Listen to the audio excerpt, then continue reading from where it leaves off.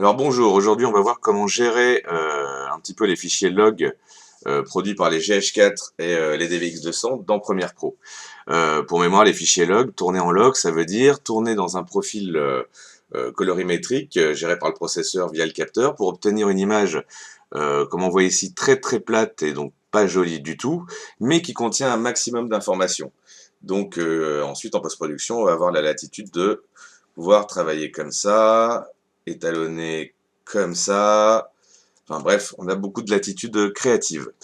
Le problème, c'est que par défaut, les GH4 et les DVX200 là sont pas gérés par Premiere Pro en natif, hein, parce que quand on a tourné en log, chaque caméra a un log bien particulier et donc faut injecter à Premiere ce qu'on appelle une LUT, une lookup table, qui va permettre d'interpréter le fichier.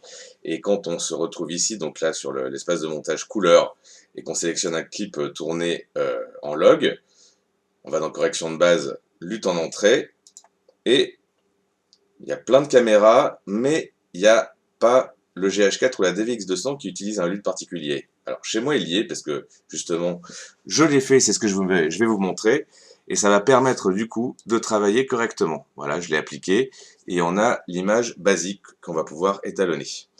Alors, comment faire en sorte que le log apparaisse dans ce menu déroulant?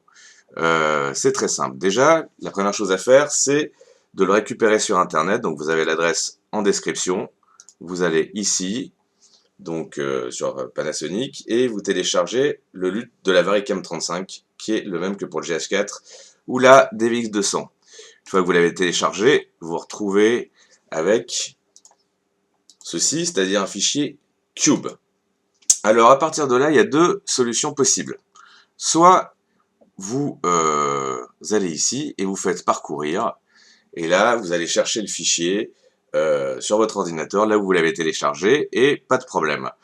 Ça a un inconvénient, c'est que une fois que vous avez fait ça, quand vous relancez Premiere, il faudra à chaque fois rechercher ce LUT sur votre ordinateur, Premiere ne le mémorisant pas. Donc la combine pour éviter ça, c'est par exemple, donc une fois que je l'ai appliqué, c'est de dire là dans les options d'effet, couleur lumétrie, donc avec la bonne courbe log, de créer une préconfiguration.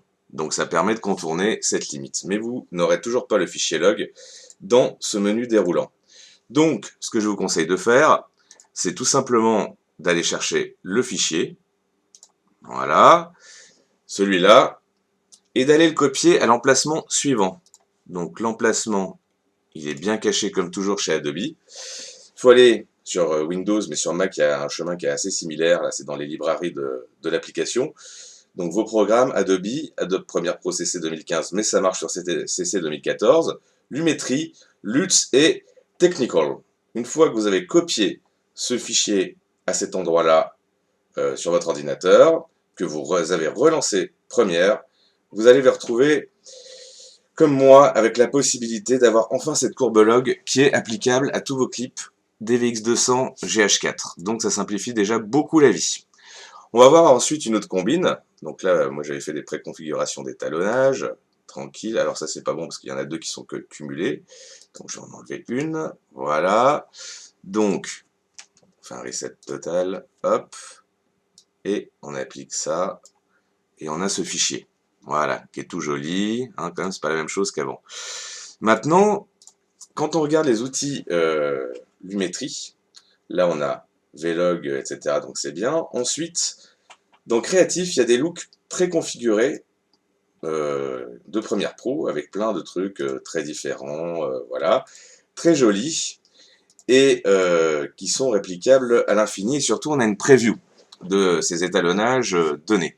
Donc, ce qui serait bien, c'est quand on est content de son étalonnage, alors par exemple je vais prendre celui-là, et je vais le modifier n'importe comment, avec les courbes là, hop, alors je vais écraser un peu les noirs, monter un peu les blancs, donc on va dire que je suis satisfait de ça, et j'aimerais bien que pour mes futurs montages, mes réglages apparaissent dans cette fenêtre, afin que j'ai une preview. Donc, ce qu'on peut faire, c'est toujours bien planqué sur Premiere Pro, j'aimerais pouvoir enregistrer cette préconfiguration et la visionner. Ça se trouve où? Ça se trouve ici. exportation du fichier .look. Donc là, vous le faites, vous exportez, vous allez vous retrouver avec mon étalonnage .look, et pareil, vous allez sur votre ordinateur, aller dans l'emplacement Cinelux, donc je vous le montre ici, le chemin c'est Adobe Premiere Pro CC 2015, Lumetri, Lux Cinelux. Vous le copiez ici, ce fichier que vous venez d'exporter, et enfin, vous aurez la preview dans Premiere Pro. Alors, ce fichier, par exemple, j'en ai un que j'avais créé qui s'appelle DVX200.01. Je le place ici, voilà. Et c'est formidable, j'ai la preview de mon ancien fichier. Donc, vraiment, ces petites manipulations vont vous permettre de gagner beaucoup de temps à l'étalonnage et d'arrêter d'aller chercher des fichiers Cube, Lux à chaque fois sur votre ordinateur, à chaque lancement de Premiere Pro, en attendant la prochaine mise à jour où, effectivement, je pense que ces caméras seront intégrées directement à Premiere Pro. Voilà, merci pour votre attention.